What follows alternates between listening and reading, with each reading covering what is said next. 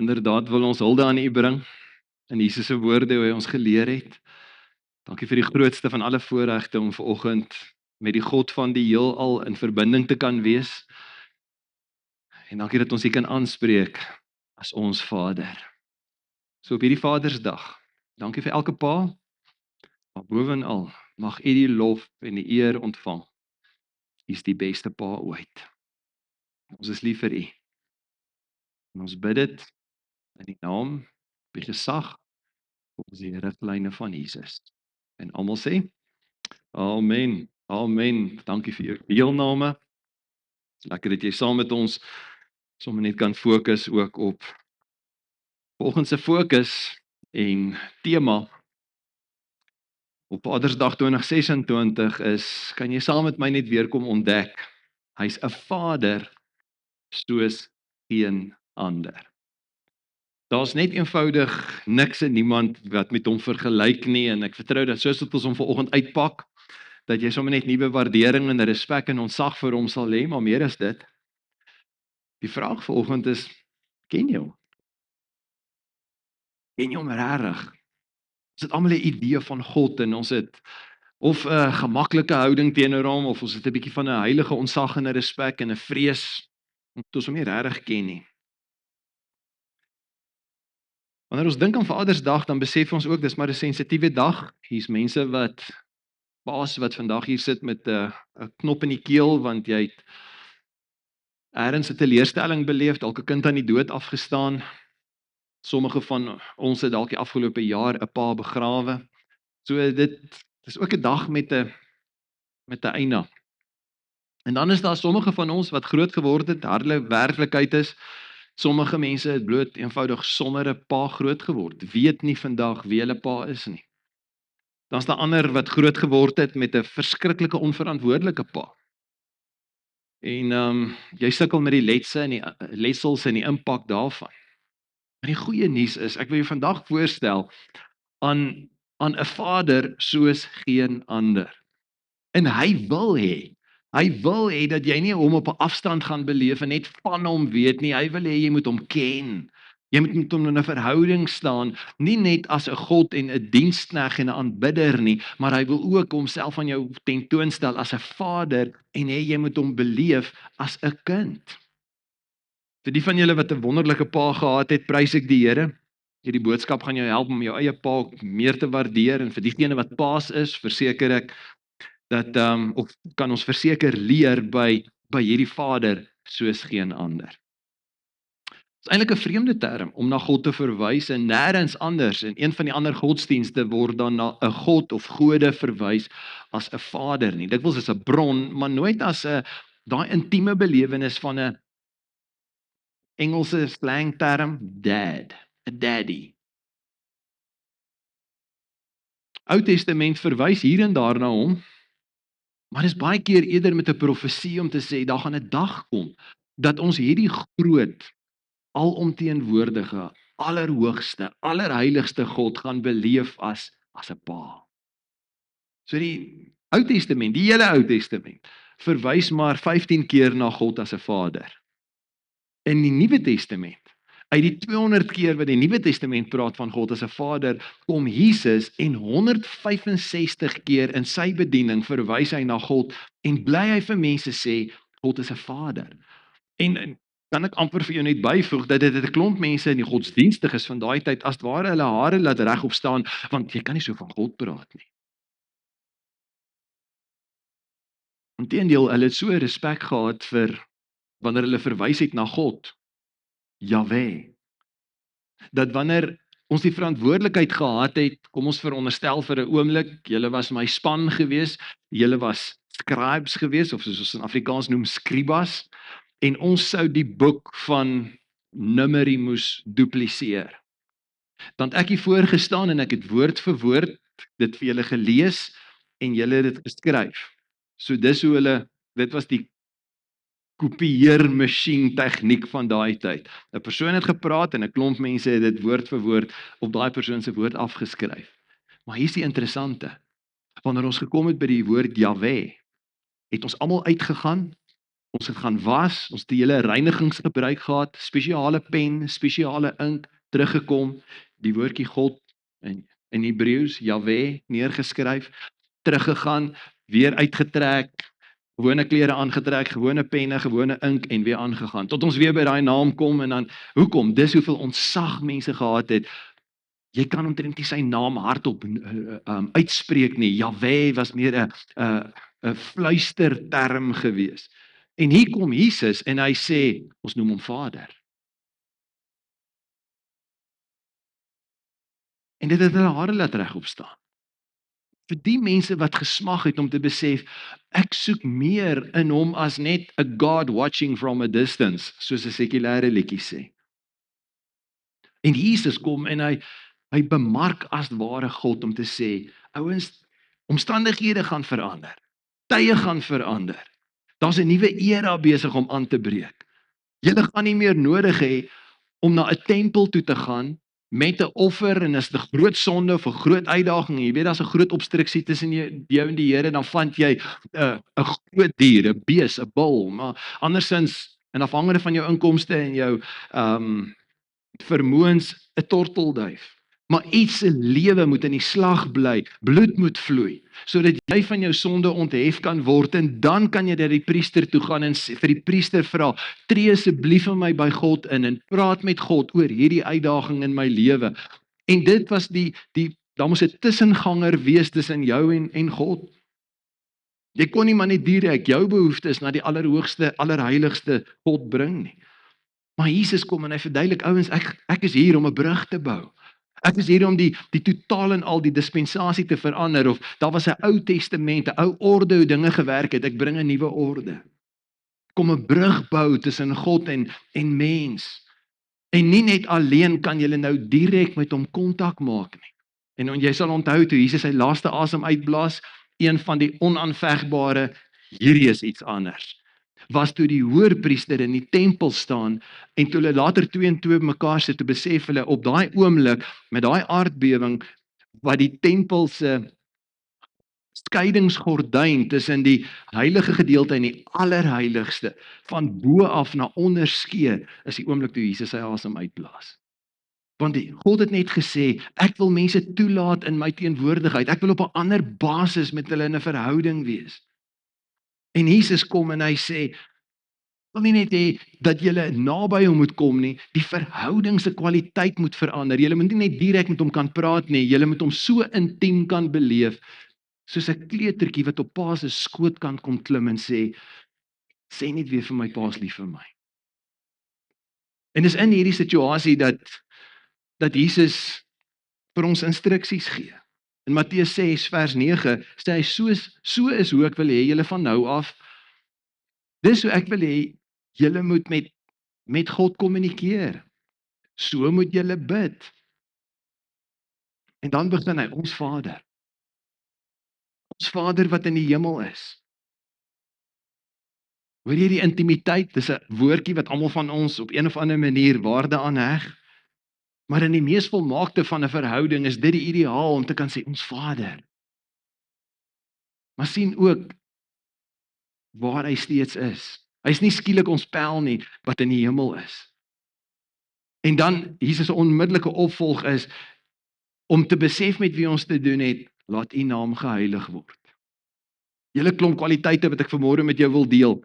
Die eerste feit waarvan ons moet kennis neem van hierdie Vader wat totaal en al anders is nommer 1, hy's ver steeds bo die normale. Hy's 'n Vader wat verhewe is. Die woordjie verhewe beteken ver bo. Een van die groot teoloë van die vorige eeu in Duitse teoloog het hom genoem die gans andere.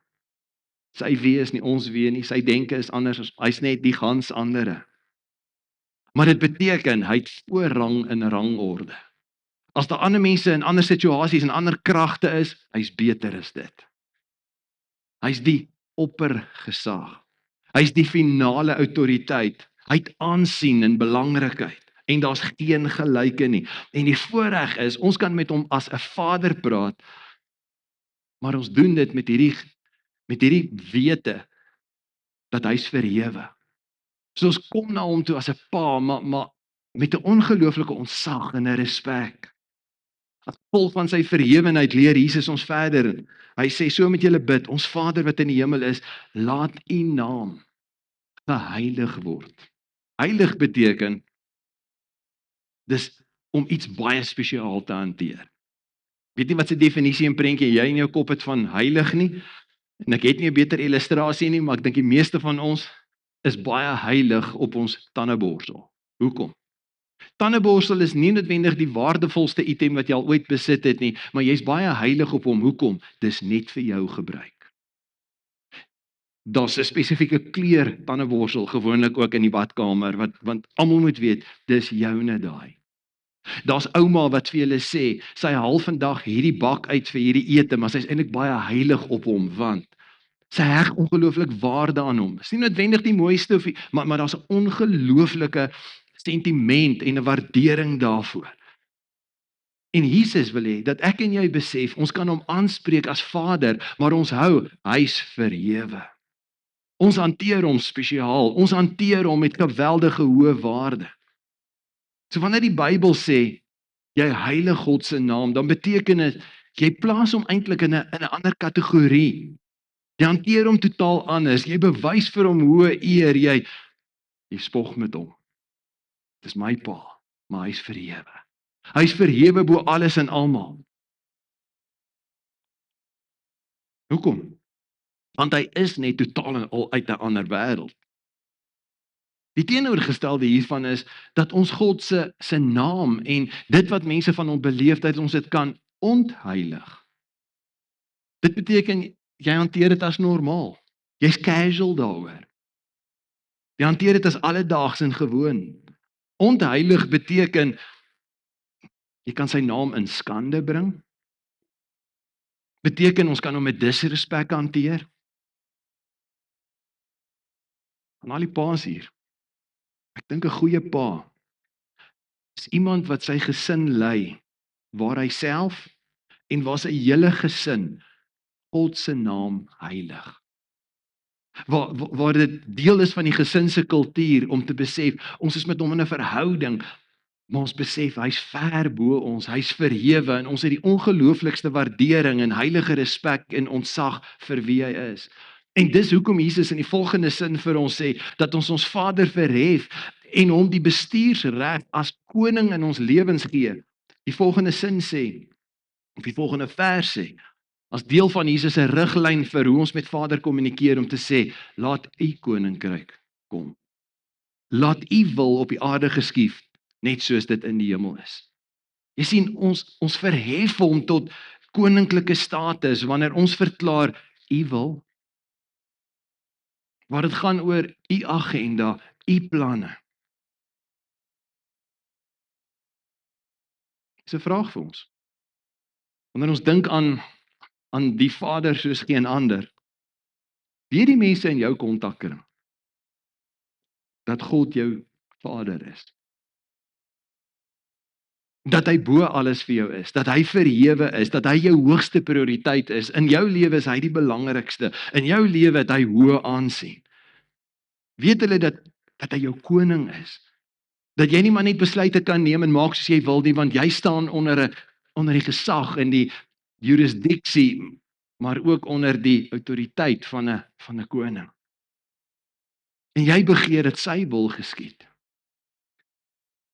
Jy sien, wanneer ons hom verhef, dan beteken dit nie hy lê ons aan bande en hy beperk ons nie. Inteendeel, die oomblik as ek hom verhef as die koning van alle konings en met hom in kontak is as my Vader en ek is sy kind, dan beteken dit ek is in kontak met die koning as sy kind, koningskind. En dit gee vir my 'n ander status en 'n ander identiteit en 'n ander vrymoedigheid en 'n ander soort kontak. Dis waarom Jesus verder gaan en ons nooi. En hy sê vir ons om die Vader te vra, vers 11. Hy sê nou kan ons, as ons hom verhef tot die status wat hy is, kan ons sê met vrymoedigheid, gee ons vandag ons daaglikse brood. En ons bid nie as bedelaars nie, want ons bid nie nou tot God nie, ons bid tot 'n Vader. Ek kom nou na as 'n kind na 'n pa. En tweedens, ons ontdek dat hierdie Vader, tweedens, die een is wat voorsien. Jesus herinner ons, daar's hierdie Vader soos geen ander, want hy kan voorsien en hy wil vir jou voorsien. Dis net weer deel van sy karakter is. Hy's die voorsiener. 'n Eentjie verder in dieselfde gesprek, Matteus 6 vers 25, hoor Jesus se woorde, hy sê, daarom sê ek vir julle, miskien het jy nodig om dit vanoggend te hoor, omdat God vir jou op hierdie stadium ver voel en jy nie seker is oor sy vaderskap in jou lewe nie en jy onseker is of jy regtig 'n kind is met regte, hoor wat is sy uitnodiging. Daarom sê ek vir julle, moet julle nie bekommer oor die lewe, oor wat julle moet eet of drink, of oor julle liggaam, oor wat julle moet aantrek nie. Kyk na die wilde voëls, hulle saai nie, hulle oes nie, hulle maak nie in skure bymekaar nie. Julle hemelse Vader, en hoor wat is 'n Vader? Hierdie Vader soos geen ander, se karakter, sorg vir hulle. Is julle nie meer werd as hulle nie?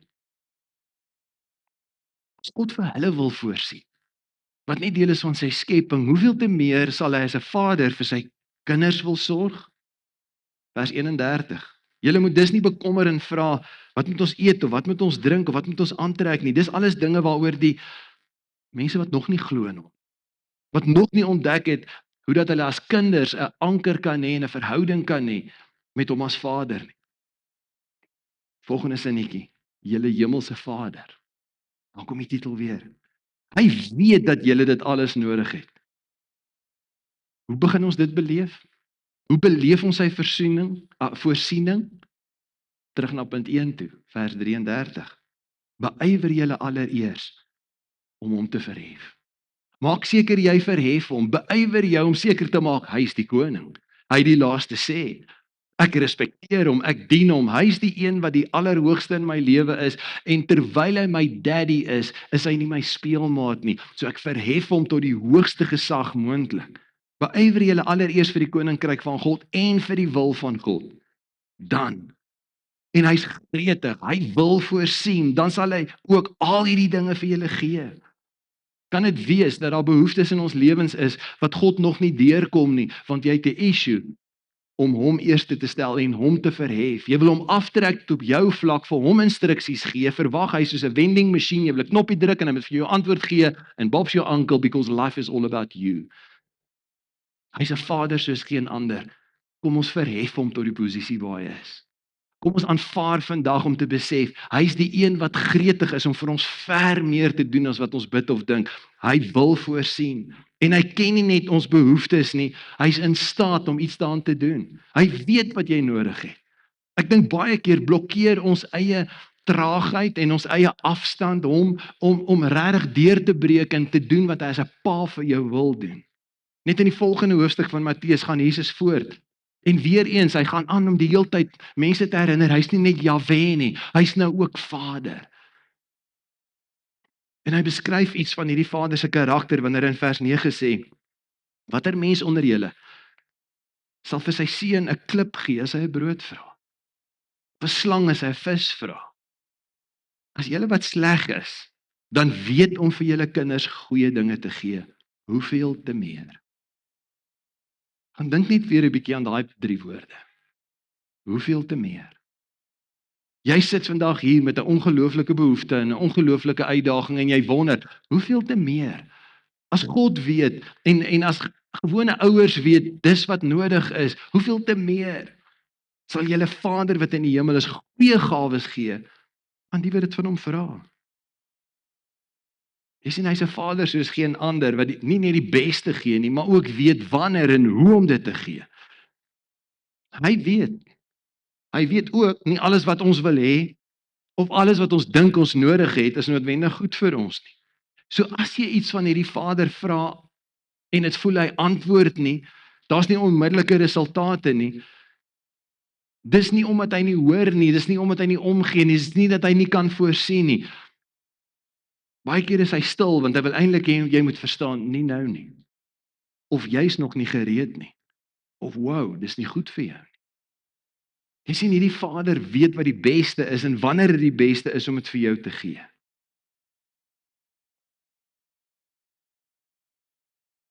Hoe voorsien hierdie pa vir sy kinders?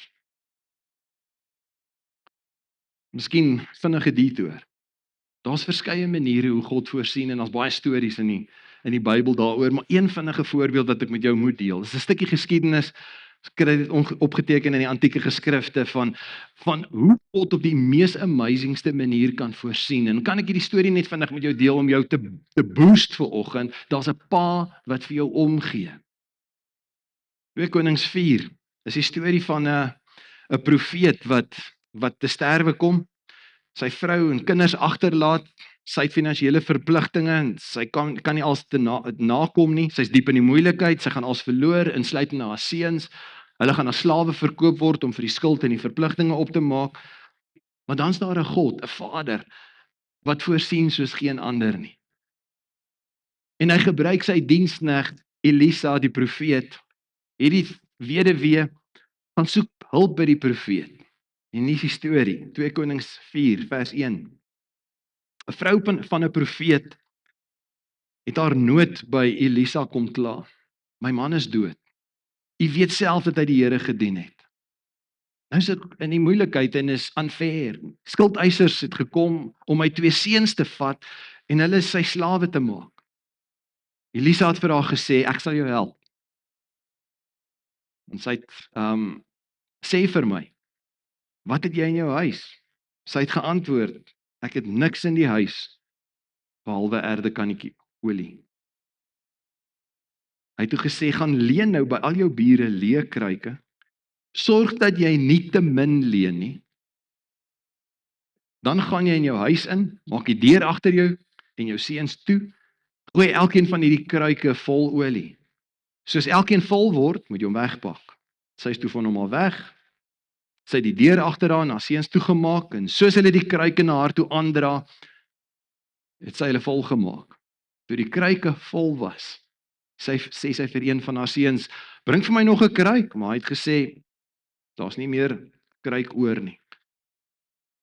Toe het daar nie meer olie uit die kannetjie gekom nie. Sy het by die man van God aangekom en dit vir hom vertel. En hy het gesê, gaan verkoop die olie, betaal jou skuld.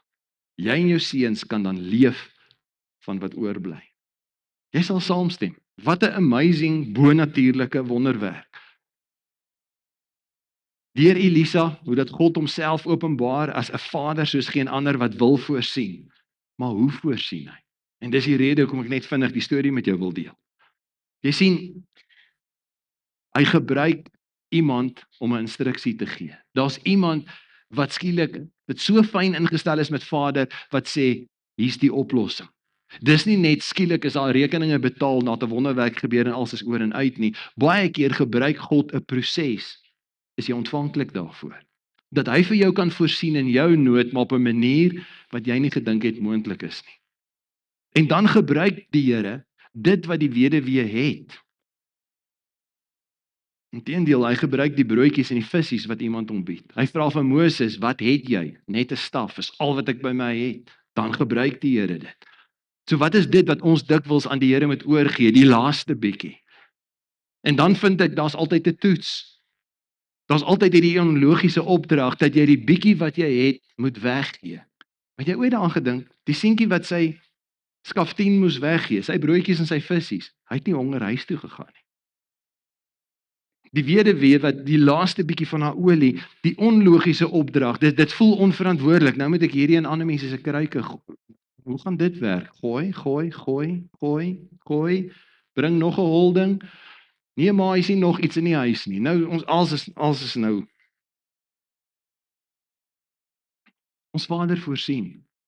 Maar dikwels vra hy dat ek en jy in 'n kinderlike, naïewe, onlogiese geloof inklim, naïef hom glo en doen wat hy verwag. Kan jou voorstel as hy dit nie geglo het nie? As hulle dit nie gedoen het nie? Wat sou gebeur het as die seuns te lui was om ander kruike aan te dra? As hy te skaam was om die bure te gaan vra?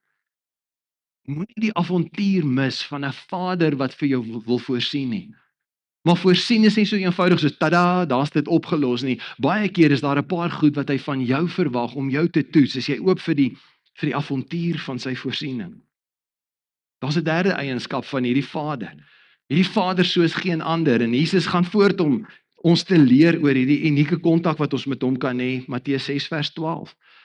Hy sê en vergeef ons oortredinge, soos ons ook die vergewe wat teen ons oortree. Jesus wil hê 'n derde eienskap wat ons van hierdie Vader bo alle vaders moet verstaan, is nommer 3. Hy's nie net verhef nie, hy wil nie net voorsien nie, hy's gretig om te vergewe. Inteendeel, hy het tot die grootste uiterstes gegaan om alles wat skeiding bring tussen ons en hom uit die weg te ruim. Hy's gretig en bereid om ons te vergewe van rebellie, van ons eie wysheid, van ons eie sinnigheid, van ons dikwels doelbewuste ongehoorsaamheid. Dawid het so 'n glimps gehad in Psalm 103 van hoe die verhouding met God gaan verander, dat hy nie net Jahwe is, wie hy amper, onthou julle in Lion King as hulle sê Mufasa. Dis amper hoe die Jode gereageer het wanneer hulle gehoor het Jahwe. Hy sê dinge gaan verander, dat ons God anders gaan beleef. Psalm 103, hier van vers 8 af. Barmhartig en genadig is die Here. Lankmoedig. Wat beteken lankmoedigheid? Lang uitgerekte geduld. Vol liefde. En hoor sy karakter. Almal het altyd gedink jy moet jou pas op en straf, want God wil net straf. Hy wil net kyk waar as jy uitlyn, hy wil jou zap. Hy sal ons sonde nie bly toereken. En nie vir ewig toornig bly nie. Daar's iets in hom wat sê, ek het so 'n deernis en 'n omgee vir mense. Sonde maak dat hulle my sien as die monster, as die skoolhoof, as die regter. Maar hy's nie net 'n regter en 'n koning nie, hy's ook 'n pa. Vers 10. Hoe is sy karakter? Hy handel met ons nie volgens ons sondes nie. Dank die Here daarvoor. Vergeld ons nie vir ons ongeregtighede, die kere wanneer ons uit lynheid is. Want so groot is die afstand tussen die hemel en die aarde is. So groot is sy liefde vir die wat hom dien. So ver is die ooste en die weste van die weste af is. 2 punte wat net nooit by mekaar kan uitkom nie. So ver is die ooste van die weste af is, so ver verwyder hy ons oortredinge van ons af. Baie keer wil die duiwel jou belieg om te sê, ja nee, as gevolg van daai ding in jou kinderjare, dis as gevolg van daai ding toe jy student was, gevolg van daai ding in jou besigheid. Hy verwyder dit so ver dat dit ononthoudbaar is. En dan vers 13, soos 'n pa. Soos 'n dad, soos 'n vader hom ontferm oor sy kinders, so ontferm die Here hom oor die wat hom dien. Dit herinner my aan 'n verhaal van Ernest Hemingway. Dis 'n verhaal wat hy vertel oor hierdie konflik in die huis. Seun wat baie opstandig was, seun het baie droog gemaak, en baie vies en skaam en rebels van die huis af weggeloop. Pa het oral deur Spanje na Paco gesoek, maar hy kon vir Paco nêrens kry nie. Uiteindelik, in 'n laaste paar jaar daarna, in 'n desperate poging, sy gesondheid is besig om agteruit te gaan, in 'n desperate poging om sy seun te vind, plaas hy toe 'n advertensie in die koerant in Madrid wat lees: Paco, ontmoet my Dinsdagmiddag om 12 by Hotel Montana. Alles is vergewe, papa. Die pa het net gebid dat dat Paco hierdie advertensie sou sien en dat hy miskien na Hotel Montana toe sou kom. En so het die pa Dinsdagmiddag om 12:00 by Hotel Montana aangekom en hy kon sy oë nie glo. Die polisie moes ontbied word om 'n skare van meer as 800 jong mans, almal met die naam Paco, onder beheer te hou. Want elkeen van hulle het na die hotel toe gekom met die hoop om sy pa te ontmoet. 800 seuns met die naam Paco, die advertensie in die koerant gelees en gehoop, die boodskap is vir hulle bedoel. 800 Pacos wat gekom het om vergifnis te ontvang, waarna hulle so desperaat verlang het. Jy sien, almal van ons verlang na om net te weet alles is oukei. Die lig is gesuiwer, daar's vergifnis. En die goeie nuus vandag is, ons het 'n Vader soos geen ander. Hy's gans ander, hy's verhewe bo alles en almal. Hy verdien ons hoogste prioriteit. Hy's die voorsiener, jy kan hom maar vertrou. En hy's so gretig om dit wat teen jou tel en dit maak dat hy rede het om nie te voorsien nie, dat hy sê hy wil vergewe. Hy's geduldig, jy kan maar na hom kom, hy wil jou nie net vergewe nie, hy wil jou selfs help om ander te vergewe. Jesus gaan verder om ons te leer oor ons unieke kontak met hierdie Pa soos geen ander. Hy sê in die volgende vers 13, hy sê laat kom ons nie in versoeking nie, maar verlos ons van die bose. Dis 'n gebed waarin jy hom vra om jou te lei, om jou te vorm. Dis 'n gebed waar jy hom die reg gee om te sê, hou my op die regte pad. Wys vir my waar ek ergens misstap. Kom rig my af. Dis as ware om jou hand op te steek en te sê, Vader, coach my. So ons ontdek vierdens, hy's 'n Vader soos geen ander, wat ons, en is nie 'n maklike woordjie nie, maar ek wil hê jy moet hom vanoggend nuut ontdek, die woordjie vermaan. Hy's 'n Vader wat ons wil vermaan. Want jy sien, almal van ons het leiding en vermaaning nodig teen slegte keuses en dom besluite. Wat doen 'n goeie vader? 'n Goeie vader wil sy kinders beskerm van onnodig seer kry en skade, en hy wil hulle lig en ry, en dis hoekom hy sê, oppas daarso. Wow. Nee, nie so nie. Ek gaan nie weer vir jou sê nie, jy gaan seer kry daar. Daar's 'n Vader soos geen ander wat presies dit in ons lewens wil doen. Dis hoekom Jesus sê, vra vir hom. Dat hy vir ons weerhou van die bose, en dat hy vir ons die rooi ligte laat aangaan, dat ons vermaan wanneer daar versoekings oor ons pad kom. Hebreërs 12 vers 6. En hy val nie lekker op die oor nie, want die Here tug hom wat hy liefhet. Jy bereid om hom as 'n Vader in jou lewe toe te laat en te sê, Here, dissiplineer my, vermaan my. En die Here tug hom wat hy liefhet. Hy straf elkeen wat hy as kind aanneem. Dis nie 'n versie wat ons gewoonlik as 'n belofte onderstreep. So wonderlik, die Here gaan my straf. Vers 7. Verdra die tug as opvoeding. Want God behandel julle nie as sy slawe nie as kliënte nie, hy behandel julle as sy kinders. Is daar miskien 'n kind wat nie deur sy vader getug word nie? So paas, dis ons werk om ons kinders te vermaan en as dit moet te dissiplineer, om te voorkom dat hulle ontspoor. Dis ons plig om hulle voor te berei en te weet daar kom versoekings, daar kom beproewings, daar kom druk van die lewe. En hoe om dit in die gesig te staar. Vers 10 van Hebreërs 12 sê, ons Vader het ons wel 'n kort tydjie na hul goeddinke getug. Maar hy tug ons tot ons beswil, sodat ons in sy heiligheid mag deel. Jy sien, hy is spesiaal, hy is so, dis daai heiligheid rondom hom van, wow, hy's net baie uniek, hy's verhewe. Hy wil ons ophef. Na daai vlak toe waar mense sê, wow, dis 'n spesiale persoon, daar's iets anders rondom hulle.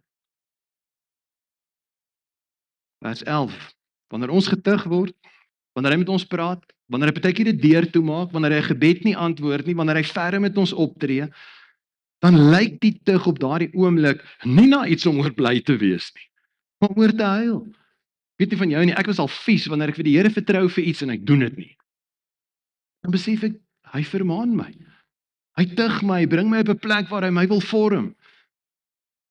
Later, sê vers 11, lewer dit egter vir die wat daardeur gevorm is. Want jy sien, party van ons stap weg en ons sal nie.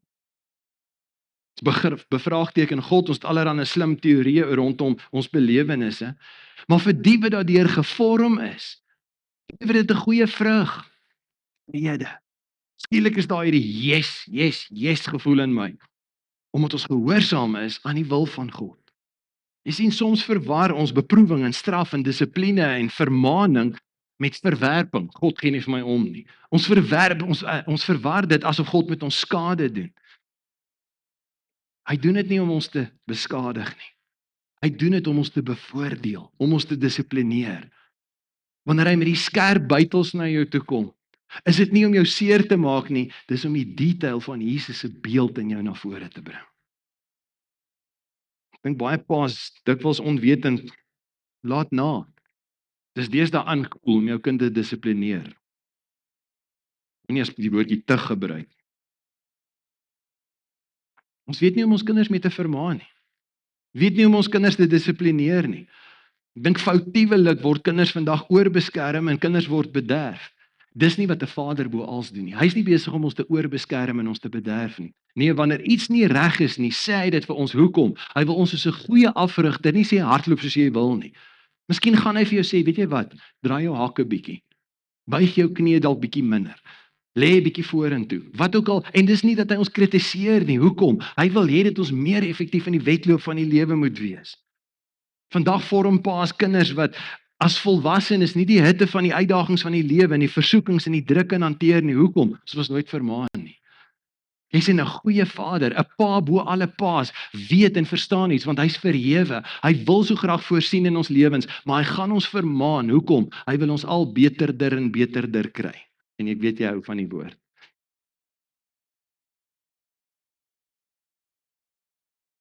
So laat hom toe. Miskien het jy vanmôre nodig om te sê, dankie dat jy my vader is. Ek erken u hoofskap, u is die koning. Laat u wil geskied. Voorsien in my lewe, maar waar ek nodig het om in lyn te kom, ek laat u toe, vorm my. So kom een van my favorite gunsteling, halleluja liedere sal seker bly, doen slegs u wil, Heer. U wil met my. Vorm my, maak my net soos u wil. En elke nou en dan aanvanklik is ek, want hy tref ons nou daai areas in jou lewe wat sensitief is. Hoe beter hy nou hierso, dis mos ek hou hiervan. Ek wil nee, my kind, dit pas nie by jou karakter nie. Kom ek vorm jou. Is ons oop vir vermaning van die Here. Laastens. Ons sien hy's 'n vader soos geen ander, want hy verbind. Besef dat jy 'n vader het wat jou so ontlief, wat jou so lief het, dat alles wat jy gedoen het,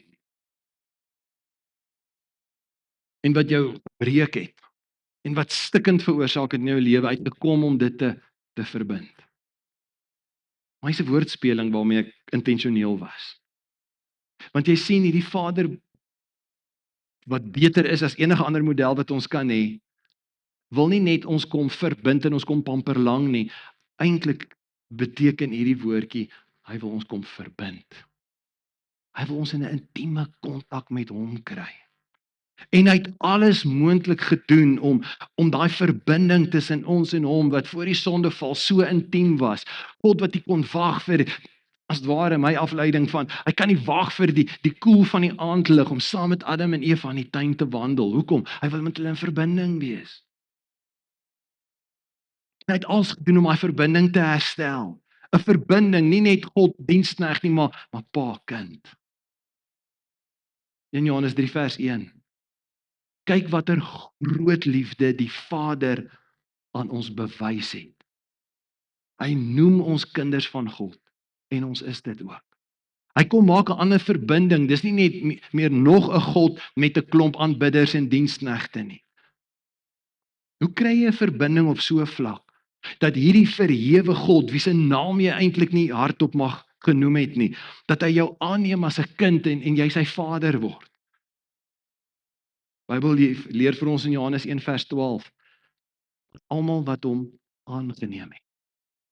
Almal wat intentioneel hulle hand uitsteek en sê, ek soek hom as my God, ek soek hom as my koning, ek soek hom as die een wat my gaan vir my voorsien, wat vir my vermaan, maar ek soek ook die een wat my vergewe, sodat ek in 'n verbinding met hom kan kom. Almal wat hom aangeneem het. Die wat hulle geloof nie meer plaas in my werke, my pogings, my aktiwiteite, my godsdiens nie, die wat in hom glo. Het hy die reg, en die Griekse woordjie daar gaan navors hom weer na, dis 'n Griekse wettige term. He has given us the legal right om kinders van God te word. Maar dis baie duidelik uit hierdie vers, hou hom op die skerm vir ons. Dis baie duidelik uit hierdie vers, dat ons nie outomaties aan hom verbind is as sy kinders nie. Hy's nie outomaties almal se vader nie. Dis slegs die wat hom aangeneem het en wat in hom glo. So jy moet jou deel doen. Jy moet bereid wees om te sê, Jesus, ek neem U aan. Ek plaas my geloof in U. Ek besef ek het nie 'n manier hoe ek by hierdie verhewe God uit my eie kan uitkom nie. Ek het 'n advokaat nodig. Ek het 'n middelaar nodig. Ek het 'n verlosser nodig wat my uit hierdie gemors uithaal en wat my so kan verander en aanvaarbaar kan kry dat ek met hierdie verhewe God in 'n intieme verhouding verbind kan word.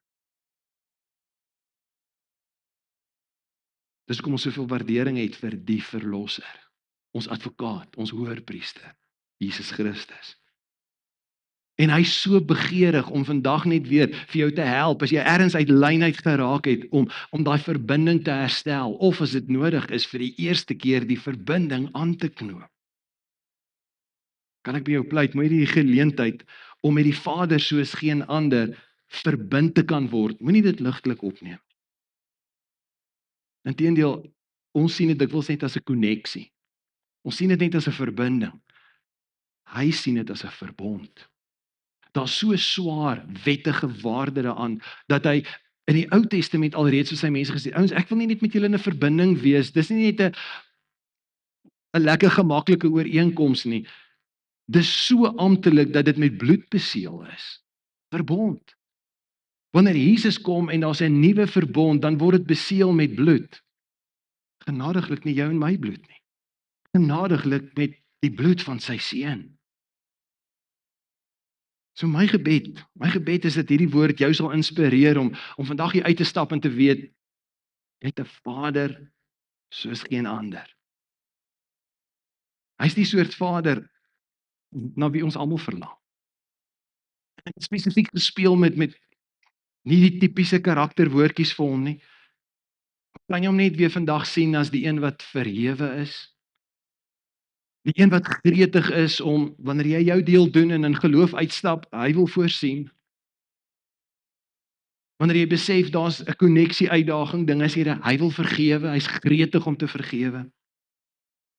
Maar hy gaan ons ook vermaan. Hoekom? Wil jy ons beterder wees?